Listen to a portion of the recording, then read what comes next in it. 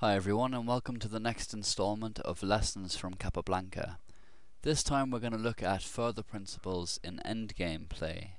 The following example here before us, Capablanca titles a cardinal principle, and in the position here white can draw by playing b4, and Capablanca quotes the rule governing such cases as to advance the pawn that is free from opposition, i.e. in a situation where there are two pawns against one, it is always best to advance the pawn that has no enemy pawn opposing it.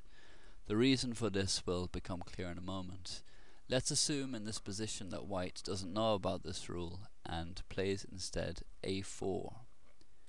Now black can win by playing a5, and this, to quote Capablanca, is applying one of the cardinal principles of the high strategy in chess, a unit that holds two.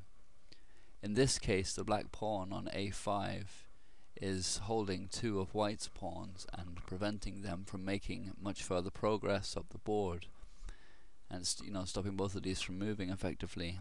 And Capablanca says that the importance of understanding this concept cannot be emphasized enough, and also that it can be applied in many ways, and that it's one of the principal weapons in the hands of a master.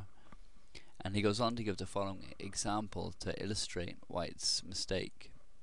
So say king g2, then king f4, b4, a takes b4, a5, b3, a6, b2, a7, b1 queen, a8 queen, queen e4 check, forces queen takes e4, and now king takes e4.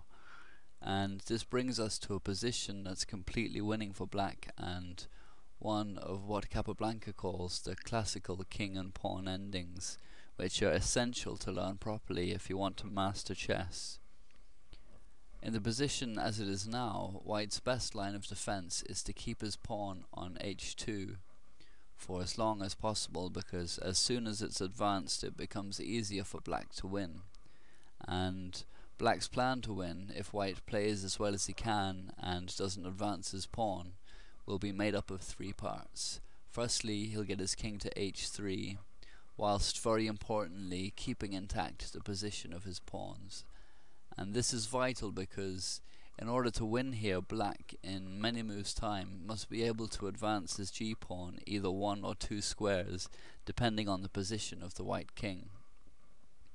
So play continues king g3, king e3, king g2.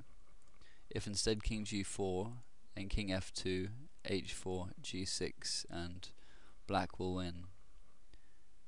So king g2, king f4, king f2, king g4, king g2, king h4, king g1, king h3, and black has achieved the first part of his plan, and the second part is simply marching his h-pawn down to his king. So after, say, king h1, h5, king g1, h4, and that's it. And the final part of the plan is timing the advance of the g-pawn so that the move g3 can be played when the white king is on h1. And the necessity of this shows the importance of having the ability to advance the g-pawn either one or two squares, and many a club player even would have advanced the g-pawn long ago. So king h1. And now, because the king is on h1, the correct move is g5. If the white king had been on g1 instead, then g6 would have been the right move. So g5, king g1, g4, king h1, g3, h takes g3. If instead king g1, then g2 wins for black. So h takes g3, h takes g3, king g1, g2, king f2, king h2, and black wins easily. And Capablanca says after this exercise, it is in this analytical way that the student should try and learn. He will thus train his mind to follow a logical sequence in reasoning out any position. This example is excellent training, since it is easy to divide into three stages and explain the main point of each part. It's also interesting to mention here, just as a side note, that this kind of endgame technique is what makes brilliant players. It's relatively simple positions and endgame situations such as this where most players, even top players, make blunders that lose them the game.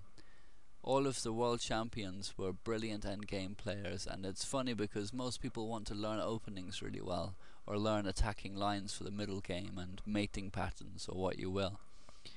And whilst of course these things are very useful to know, nothing is more important than endgame technique, and knowing how to play the endgame properly will raise your game and your rating massively, much more so than learning openings well. Okay, so on to the next example anyway. And this next section is entitled Obtaining a Passed Pawn. And I'm sure many of you will know how to win this position as white, but I'm going to go through it anyway. Capablanca writes, when 3 or more pawns are opposed to each other in some such position as the one before us here, there is always a chance for one side or the other of obtaining a passed pawn, and the correct move for white to play here is to advance the center pawn with b6, and a takes b6, and now comes c6, and b takes c6. If instead b takes a5, then c takes b7. So b takes c6 and now a6, and white wins. And if instead at the beginning black plays at this stage after b6, if c takes b6, then it's a mirror image with a6, b takes a6 and c6. And the reason that white will win is because his pawn is much closer to queening than any of the black pawns. And if it had been black to play in the original position, then it wouldn't have been advisable to try and obtain a passed pawn in the same manner, because the white pawns would be much closer to queening, and in fact it would lead to a draw if played correctly by both sides. Okay, next example. And this next part of Capablanca's book is called How to Find Out Which Pawn Will Be First to Queen, and he writes, when 2 pawns are free or will be free to advance in queen, you can find out by counting which pawn will be the first to succeed.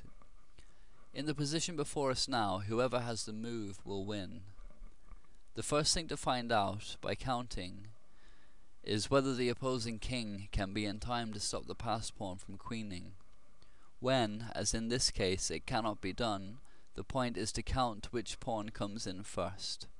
In this case, the time is the same, but the pawn that reaches the 8th square first and becomes a queen is in a position to capture the adversary's queen when he makes one.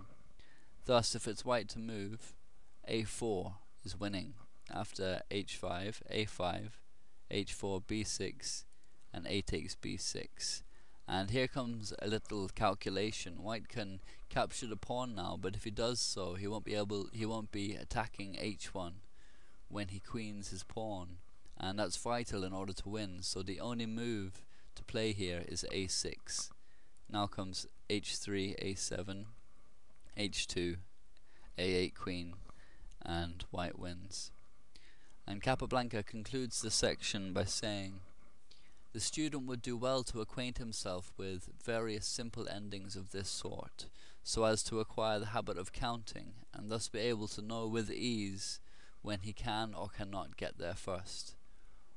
Once again, I must call attention to the fact that a book cannot by itself teach how to play. It can only serve as a guide, and the rest must be learned by experience. And if a teacher can be had at the same time, so much the faster will the student be able to learn. Okay, well, that's it for this video anyway. I hope you enjoyed it and found it instructive. Please leave any comments or thoughts. Thanks very much.